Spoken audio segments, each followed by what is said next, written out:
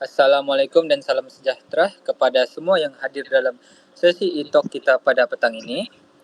Terima kasih kerana telah menyertai program yang telah dijalankan melalui Google Meet ini. Terlebih dahulu, izinkan saya memperkenalkan diri saya. Saya Syamim Haikal bin Aldi. Saya merupakan student diploma kejuruteraan awam daripada Politeknik Kota Kinabalu. Sekaligus saya juga merupakan moderator anda pada hari ini. Dan hari ini kita akan membincangkan satu topik yang sangat penting dalam industri pembinaan pada zaman ini, iaitu environmental on construction, atau lebih dikenali sebagai bahaya dalam alam sekitar dalam pembinaan. Baiklah, bersama saya pada hari ini ialah dua panel jemputan. Yang pertama, Encik Fadila Amri yang merupakan pegawai OSHA, Encik Muhammad Amirul yang merupakan site engineer yang berpengalaman dalam projek pembinaan. Baiklah, saya mulakan dengan memperkenalkan panel kita. Encik Muhammad Fadil Amri, bolehkah anda memperkenalkan diri dan pengalaman dalam bidang keselamatan dan kesihatan pekerjaan? Okey, terima kasih moderator. Saya Muhammad Fadilah Amri. Saya selaku pegawai OSHA dan saya telah berkhidmat sebagai pegawai OSHA selama lebih kurang 7 tahun.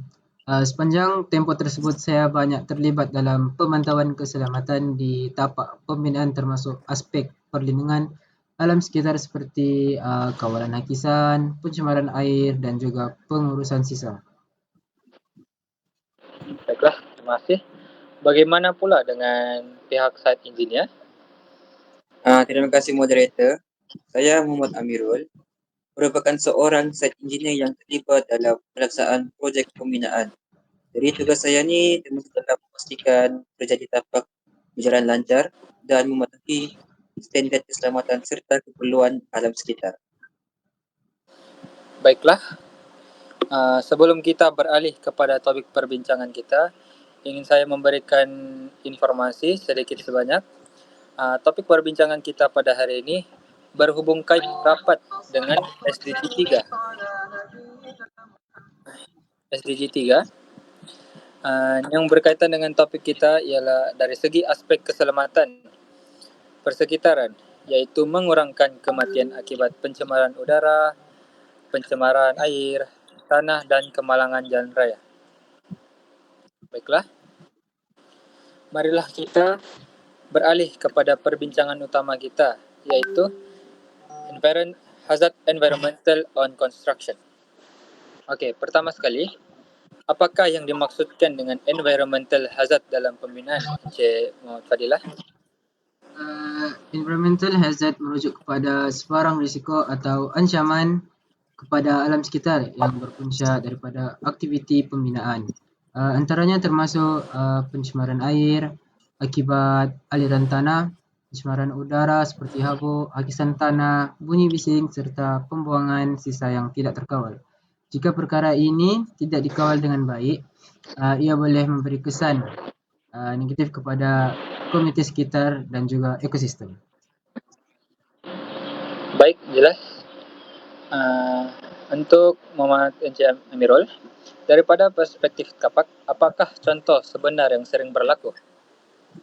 Jadi antara yang biasa berlaku di tapak pembinaan atau site ialah air hujan membawa luber ke longkang yang menyebabkan banjir kecil di persekitaran tapak pembinaan. Selain itu, habuk dari kerja tanah memberikan kesan kepada penduduk sekitar.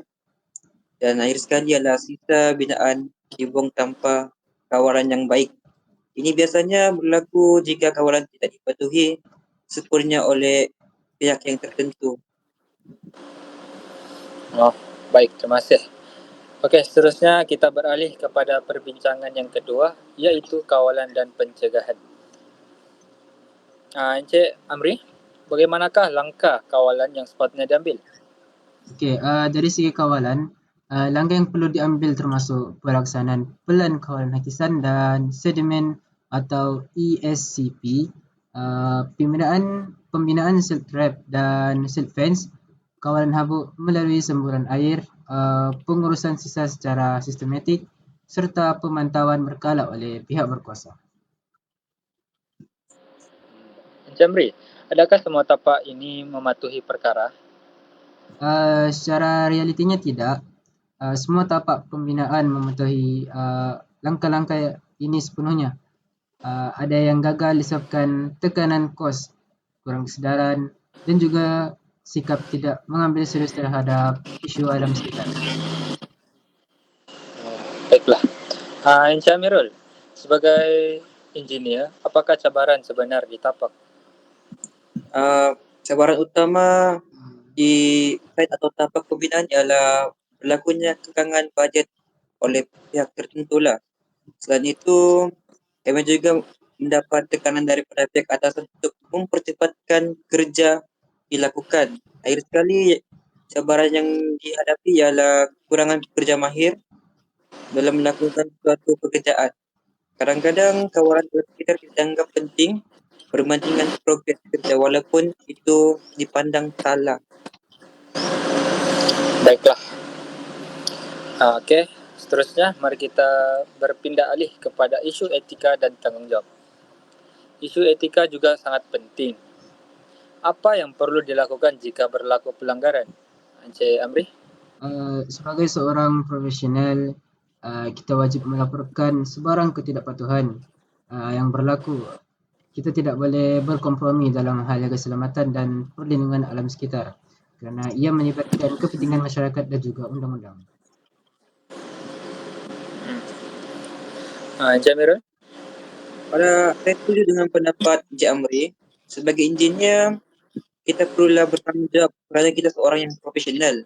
Jadi kita perlu tidak boleh mengambil risiko walaupun ditekan pihak tertentu untuk melakukan suatu perkara. Jadi kita perlu berani menegur dan menjadikan penyelesaian suatu masalah. Baiklah, saya rasa itu sahaja untuk perbincangan kita pada hari ini. Tetapi, sebagai penutup, bolehkah setiap panel memberikan satu nasihat untuk program ini? Okey, sebagai penutup, saya ingin menegaskan bahawa keselamatan dan penjagaan alam sekitar bukanlah satu pilihan tetapi satu keperluan. Pencegahan sentiasa lebih baik daripada pembaikan.